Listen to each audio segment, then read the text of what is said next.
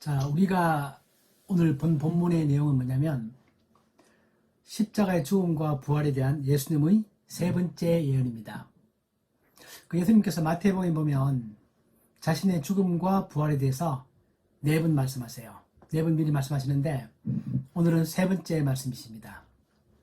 첫 번째는 언제였냐면 그때 우리가 예수님께서 베드로를 통해서 위대한 신앙 고백을 듣고 난 다음에 그때 베드로가 주는 그리스도시요 살아계신 하나님의 아들이십니다. 이렇게 말했던 마태복음 16장 그 말씀을 듣고 난 다음에 예수님께서 자신의 죽음과 부활에 대해서 한번 첫 번째 예언을 하셨고 두 번째는 마태복음 17장에서 이제 변화산상에서 갔다가 내려오시고 난 다음에 다시 또 예수님께서 제자들에게 자신의 죽음과 부활에 관한 말씀을 하셨고 오늘 이 본문에서 예수님께서 이제 세 번째 말씀을 하십니다. 이제 그러시면서 우리가 알고 있는 것처럼 그 기독교의 본질, 우리의 믿음의 본질은 무엇인가 하면 우리의 믿음의 본질을 딱 두 단어로 요약하면 십자가의 죽음과 부활이죠. 십자가의 죽음과 부활이다. 다시 말하면 십자가와 부활, 이것이 우리가 믿고 있는 믿음의 핵심이고 또 기독교의 아주 본질이기도 합니다. 우리가 바울이 말했던 것처럼 로마서 10장에 보면 내가 만일 내 입으로 예수를 주로 시인하며 또 하나님께서 그를 죽은 자 가운데서 살리신 것을 내 마음에 믿으면 구원을 받을 것이다. 우리는 구원받는 조건은 딱 두 가지죠.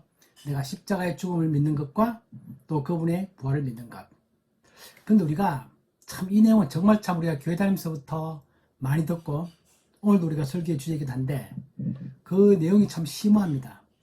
정말 하나님께서 십자가에 죽으신다는 것, 또 그리고 그분이 부활한다는 것, 그것이 무엇을 의미하는지 우리가 알고 믿고 있지만 또 우리가 그 의미를 참 너무나 심오해서 우리가 평생 믿으면서 계속 깨달아가야 되는 그런 중요한 내용입니다. 그래서 바울도 그렇게 말하죠. 빌립보서에 보면 내가 어떻게든지 예수님의 십자가의 죽음과 그 부활의 의미를 알고 싶다. 그 의미를 점점 더 깊이 깨달아가고 싶다. 그렇게 말하면서 우리는 십자가에 대한 설교를 들을 때마다 정말 그 의미가 무엇인가를 깊이 깨달아가는 그런 것들이 되어야 돼서 오늘의 이 말씀의 의미도 우리 가슴에 잘 담는 것도 아주 중요한 의미를 가지고 있습니다. 여러분 어떠세요? 여러분들은 마음 가운데서 난 정말 십자가의 그 의미를 어느 정도 알고 있다. 그렇게 생각하시겠죠? 그렇지만 또 우리가 이 말씀의 내용을 볼 때마다 우리가 정말 그 십자가의 의미를 점점 더 깊이 깨달아가는 그런 것들이 나날이 발전하는 그런 모습이 되었으면 좋겠습니다. 그 예수님께서 마태복음에서 총 4번의 말씀을 하시는데 오늘 이제 세 번째 또 이렇게 예언을 말씀하시죠. 이 첫 번째와 두 번째 비교해보면 오늘 이제 세 번째 예언들은 조금 더 구체적이 되어져 갑니다. 첫 번째와 두 번째에서는 예수님께서 그냥 자기 자신의 죽음, 내가 예루살렘에 가서 내가 죽을 것이다. 또 그리고 내가 부활을 할 것이다. 죽는다. 그렇게 말씀하시는데 오늘 세 번째 예언에서는 그 죽는 모습을 좀 더 생생하게 묘사하십니다. 예를 들면 내가 예루살렘에 갈 것인데 가서 거기서는 유대 당국자들이 나를 죽이기로 결정할 것이다. 두 번째는 그 죽이기로 결정한 다음에는 나를 그냥 자기들이 죽이는 것이 아니라 이방인에게 넘겨줄 것이다. 오늘 본문에 보면 그렇게 되어 있죠. 이방인에게 넘겨준다. 그리고 거기서 십자가의 형으로 내가 죽을 것이다. 그렇게 말합니다. 그래서 첫 번째 죽음과 두 번째 죽음에서 등장하지 않았던 단어가 오늘 세 번째 예언에서 등장하시는데 그게 바로 십자가입니다. 첫 번째, 두 번째에서는 그냥 내가 죽을 것이다. 그렇게 말했는데 어떻게 죽느냐? 그 죽는 모습이 아주 여러 가지 죽는 모습이 있을 텐데 오늘 예수님께서는 내가 십자가에서 죽게 될 것이다. 그렇게 말합니다. 또 그리고 사람들이 나를 조롱할 것이고 또 나를 채찍질을 할 것이다. 그렇게 말합니다. 우리가 알고 있는 것처럼 예수님 정말 그때 나중에 예루살렘에서 잡히시고 재판을 받으시고 빌라도에게 넘겨져서 그 죽는 과정들이 지금 예수님께서 말씀하신 이 내용과 너무나 일치하고 있죠. 똑같이 일치하고 있습니다. 그래서 예수님은 첫 번째 예언, 두 번째 예언, 이 세 번째 예언을 통해서 점점 더 구체적으로 상세하게 그렇게 말씀하십니다. 예수님께서 십자가에 죽으신다는 것은 오늘 본문에 나와 있는 것처럼 유대인들이 죽이는 것이 아니라 예수님을 로마 군인에게 넘기기 때문에 로마 군인의 손에 의해서 예수님은 십자가에 죽으십니다. 그 십자가의 죽음, 우리가 알고 있는 것처럼 로마인들이 행하는 행불이고 또 비로마인에게만 행하는 그런 행불입니다. 그 유대인들은 십자가라는 그런 사형제도를 가지고 있지 않죠. 로마인들만 그 사형제도를 가지고 있습니다.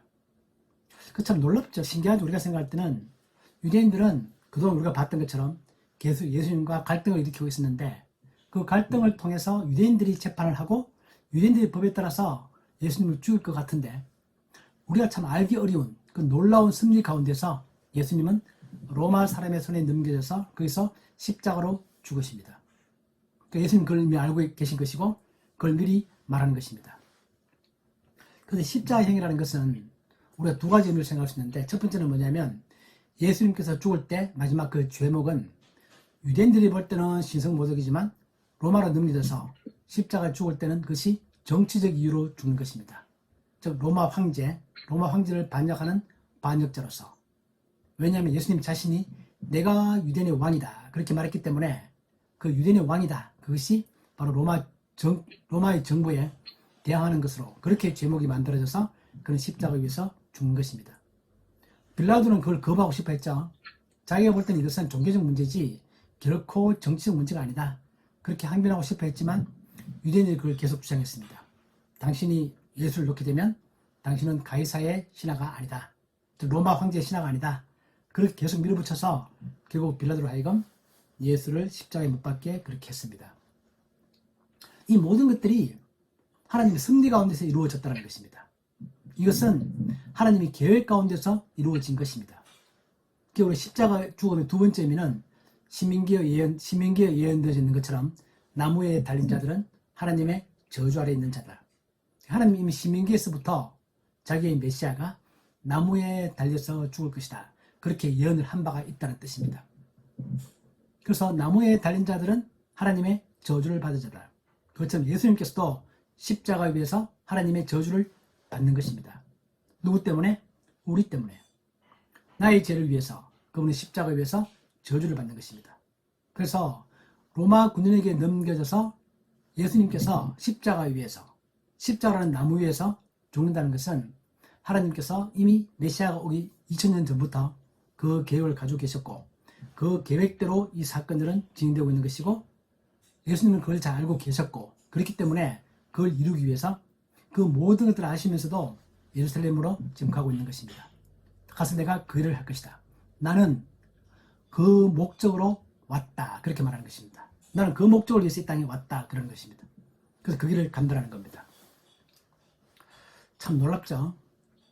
과연 정말 하나님께서 2000년 전부터 자기의 메시아를 자기 자신이 이 땅에 와서 십자가에서 죽을 것을 계획하시고 그것이 그대로 실제로 사건으로 이루어진다.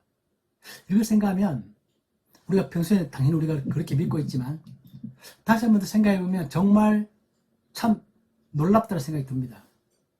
그렇다면 앞으로 우리들에게 이루어질 모든 일들도 또 언젠가 예수님께서 재림하시고 우리가 부활하고 우리가 구원을 받고 이 모든 것들도 그대로 이루어질 것이다. 그걸 우리가 믿을 수 있는 거죠. 그래서 우리들의 마음 가운데는 그러한 소망이 있는 것입니다. 소망이 있는 것이고 우리들의 마음 가운데는 그러한 희망이 있는 것이고 우리들의 마음 가운데는 그것에 대한 또한 우리가 확신을 갖는 것입니다. 그 예수님께서 이런 것들 미리 말한다. 자기 제자들에게만 모든 사람들에게 그 말하고 있지 않습니다. 예수님은 자기 제자들에게만 이 세 번 마지막 또 네 번째는 언제냐면 그가 6월절 만찬 직전에 그 말씀을 또 하십니다. 예수님께서 네 번이나 걸쳐서 계속 그 말씀을 하시는 이유는 뭐냐면 내가 이 말하는 모든 것들이 하나님의 계획 아래서 이루어지는 것이고 또 하나는 나의 십자가의 죽음이 일반 사람들이 생각하기 쉽듯이 나의 사역의 실패가 아니다.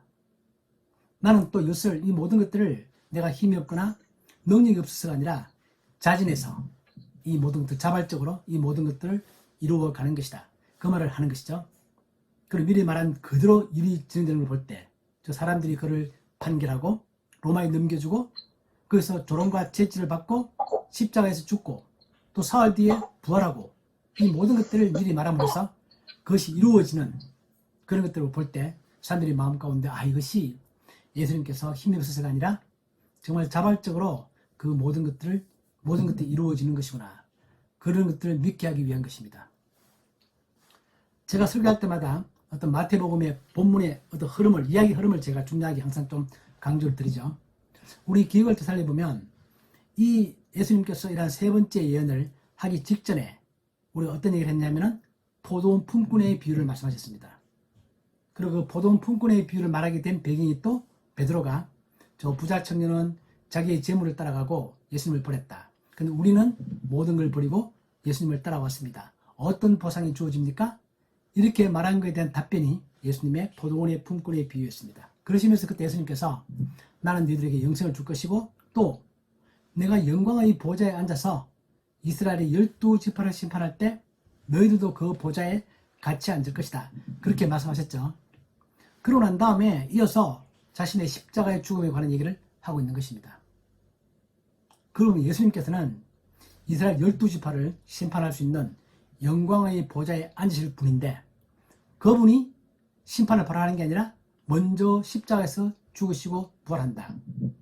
이렇게 말씀하고 있기 때문에 제 아들이 그 말을 들으면 우리가 생각해도 상당히 좀 헷갈렸을 것 같아요. 아니 영광의 보좌에 앉으신다는데 그분께서 어떻게 또 그렇게 막 영광의 보좌를 다스릴 그런 높은 분이 그럼 많은 기적을 베풀고 오병이의 기적을 베풀고 죽은 자도 살리는 그분께서 십자가에 죽는다고? 그것이 뭔가 앞뒤가 안 맞는 것 같고 뭔가 좀 이상한 것 같고 잘 이해가 안 되는 그런 것들이죠. 그리고 우리가 방금 들었던 또 포도원의 품꾼의 비유에서도 그렇게 모든 사람들에게 후하게 주는 아주 너그러운 그런 포도원의 주인과 같은 그 하나님께서 보내신 메시아가 이 땅에 와서 십자가에서 죽는다? 이런 것들이 그 당시에 듣는 제자들 입장에서는 정말 이해가 잘 안 됐을 것입니다. 우리가 알고 있는 것처럼 메시아께서 이 땅에 오시는 그분의 놀라운 사랑은 뭐냐면 첫 번째는 이 땅에 오시는 거죠. 그 위대한 분께서 온 우주를 다 가지고 계신 그 위대한 분께서 첫 번째는 우리와 똑같은 사람의 모습으로 이 땅에 오신다. 그것도 참 놀라운 겸손이고 놀라운 낮으심인데 그걸 넘어서서 그분은 이 땅에 와서 또 자기가 창조한 그 창조한 피조물들의 손에 의해서 십자가에서 죽으신다. 이 두 단계가 정말 그분이 얼마나 겸손하게 이 땅에 오시는지 그걸 말하고 있는 겁니다. 그 바울이 빌립보에서 그렇게 말하죠. 그는 근본 하나님의 본체시다. 그러나 자기를 낮추어서 사람의 모습으로 오신다. 그걸로 끝나는 게 아니라 사람의 모습으로 오셔서 또 그분은 십자가 위에서 죽으신다. 참 위대한 하나님이 오늘 예수님께서도 자기 제자들에게 보여주시고 말씀하시는 그 모든 것들을 보면 기적을 베풀고 아주 놀라운 정말 참 사람으로서는 할 수 없는 그런 놀라운 말씀들을 하시고 그러시면서 또 보시면 나는 십자가에서 죽을 것이다. 또 그렇게 말하는 것입니다. 이 정말 위대한 분이 낮아지시는 이런 모습들 그런 것들이 참 우리가 지금 봐도 우리 좀 너무나 많이 들었기 때문에 믿기도 하고 한편으로 이해도 되지만 그 당시에 그걸 들었던 제자들이 과연 그것을 이해하기는 정말 쉽지 않았겠다 그 생각이 듭니다. 우리도 어떤 면에서는 지금 우리도 그걸 우리 가슴 가운데 믿고 있지만 그것의 정말 진정한 의미와 그 진정한 깊이를 내 가슴 가운데 절절히 느끼기가 쉽지 않은 거죠. 그 예수님께서 그 당시에 이런 세 번째 예언을 했을 때 제자들은 그 말을 듣고 난 다음에 걱정은 많이 됩니다. 우리 주님께서 죽으신다고? 십자가 위에서? 물론 그 다음에 예수님께서는 내가 부활한다는 말을 하지만 그 부활은 둘째 치고 당장 죽는다 그 말씀 때문에 제자들은 걱정을 많이 합니다. 그렇지만 그들은 정작 그 말의 의미를 이해하지 못합니다. 왜냐하면 우리가 이제 다음 주에도 보겠지만 이 말을 듣고 난 다음에 제자들이 어떤 또 논쟁을 펼쳐내냐면은 나중에 예수님께서 천국에 앉으실 때 누가 높은 자리에 앉을 것인가 그런 논쟁을 합니다. 바로 이어서 그 이야기가 나옵니다. 예수님께서 제가 이야기 흐름을 강조하고 있는 거죠. 예수님께서 내가 너희들에게 영생의 복을 주면서 내가 이스라엘 12지파 위에 앉아서 심판하는 영광의 자리에 앉게 될 것이다. 그렇게 말씀을 하시고 그 다음 또 자기 자신이 십자가에 죽는다는 말씀을 하시고 그랬는데 제자들은 그 얘기를 들으면서 십자가에서 죽는다는 얘기는 걱정은 되지만 그 의미를 잘 이해하지 못하고 예수님이 영광의 보좌에 앉을 때 누가 그 높은 자리에 앉을 것인가. 그리고 야고보와 요한이 엄마가 와서 그런 청탁을 하고 야고보 요한이 그런 얘기를 하고 그래서 예수님이 12제자 가운데서 나머지 10명이 그 이야기를 듣고 또 분노하죠. 이제 그런 이야기들이 마태복음에서 계속 이어져 가는 것입니다. 그걸 보면 제자들이 예수님의 그 십자가의 죽음의 의미를 잘 이해하지 못했다라고 볼 수 있는 겁니다. 그 누가복음에 보면 같은 내용을 다루고 있을 때 누가복음은 오늘 이 말은 생략하지만 그리고 나중에 높은 자리의 다툼에 대해서는 생략하지만 그 이유를 이렇게 요약합니다. 누가복음 18장에 보면 제자들이 이것을 하나도 깨닫지 못하였으니 그 말씀이 감추었으므로 그들이 그 이르신 바를 알지 못하였더라. 그 제자들은 그 의미를 이해하지 못했다라고 누가복음에 딱 기록되어 있고 그 이유는 뭐냐면 말씀이 그들에게 감추어져 있는 것입니다. 즉 아직 그들의 마음 가운데는 그 말씀을 이해할 수 있도록 하나님께서 빛을 비추지 않고 있는 것입니다. 듣지만 마음 가운데 그 말씀의 의미가 이해되지 않는 것입니다. 그래서 바울도 그렇게 말하죠. 바울 자기 자신도 그걸 몰랐다는 것입니다. 그래서 나중에 예수님을 직접 만나고 난 다음에 그가 그것을 깨달았는데 그러면서 바울은 고린도 전서에 보면 이렇게 말합니다. 이 지혜는 이 세대의 통치자들이 한 사람도 알지 못하였나니 만일 알았더라면 영광의 주를 십자가에 못 박지 아니하였으리라. 이 바울이 볼 때도 그 당시 예수님 십자가에 못 박았던 그 사람들, 그리고 그 이야기를 보고 들었던 제자들, 그 장면을 목격하는 모든 사람들이 그 십자가의 죽음의 의미를 다들 몰랐다는 것입니다. 나중에 예수님이 부활하고 난 다음에 비로소 그 의미를 깨닫기 시작하고 사도행전에 보면 오순절 성령이 오셔서 그들의 마음 가운데 깨달음을 줄 때 그들이 그때야 비로소 그 십자가의 죽음과 그 부활의 의미를 깨달았다. 그렇게 말하고 있습니다. 바울 자기 자신도 전혀 그 의미를 모르고 있다가 예수님을 만나고 난 다음에야 그 의미를 깨닫기 시작했다. 이제 그렇게 말합니다. 우리가 이 짧은 본문 가운데서 우리도 오늘 다시 한 번 더 이 의미를 마음 가운데 깊이 한 번 더 또 묵상해 보는 것이 의미가 있고 또 우리가 묵상해 보고자 합니다. 과연 십자가라는 것이 우리들의 삶 가운데 어떤 의미를 가지고 있는 것인가? 자, 우리 십자가의 죽음을 믿음으로 해서 우리는 구원을 받습니다. 내 믿음의 본질은 십자가의 죽음을 내가 믿는 것입니다. 예수님의 십자가 죽음을 내가 믿는 것이다. 물론 그 다음에 또한 부활도 같이 믿는 것입니다. 이 두 개를 믿음으로 해서 나는 구원을 받는다. 근데 그 십자가의 죽음이 내 삶 가운데 어떤 의미를 갖는 것인가? 그럼 내가 그걸 믿어서 구원받는 것으로서 나는 끝나는 것인가? 그게 아니라면 그 십자가의 죽음이 정말 나는 내 삶 가운데 어떤 의미를 가지고 있고 내가 그 원리를 내 삶 가운데 어떻게 적용할 수 있을 것인가? 그게 정말 중요한 거죠. 그래서 우리 마태복음 본 우리 이 본문에서도 바로 다음에 나오는 얘기가 제가 좀 전에 말씀드렸던 것처럼 야고보와 요한이 높은 자리에 앉고 싶어하는 그런 청탁을 하고 그런 것 때문에 제자 사이 논쟁이 생기는데 예수님께서 바로 이어서 그에 대한 말씀을 하시면서 우리가 많이 들었던 섬김의 리더십 그걸 말씀하십니다. 그러니까 너희 중에 누구든지 어뜸이 되고자 하는 자는 너희의 종이 되어야 하리라. 인자가 온 것은 섬김을 받으려 함이 아니라 도리어 섬기려 하고 자기 목숨을 많은 사람의 대속물로 주려 함이니라. 그렇게 말씀하심으로 해서 십자가라는 것은 정말 진정한 위대한 사람이 되는 비결이 거기에 있다라는 겁니다. 자, 십자가의 길이라는 것이 진정한 위대한 사람이 되는 길이 바로 십자가의 길이다. 그렇게 말하고 있습니다. 예수님께서 정말 하나님으로서 이 땅에 오셔서 그분이 정말 진정한 위대한 분, 이 메시아로서 인정받고 하는 것은 그분이 십자가의 길을 가기 때문이다.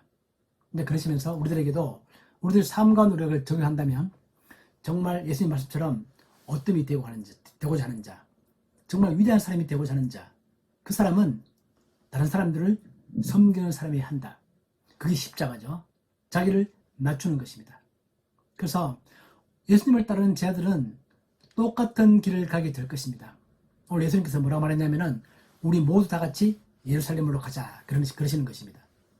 그럼 예루살렘에 가면 어떤 일이 벌어지느냐? 바로 십자가의 죽음이라는 그 사건이 벌어질 것인데 우리 다 같이 가는 것입니다. 예수님만 가는 게 아닙니다.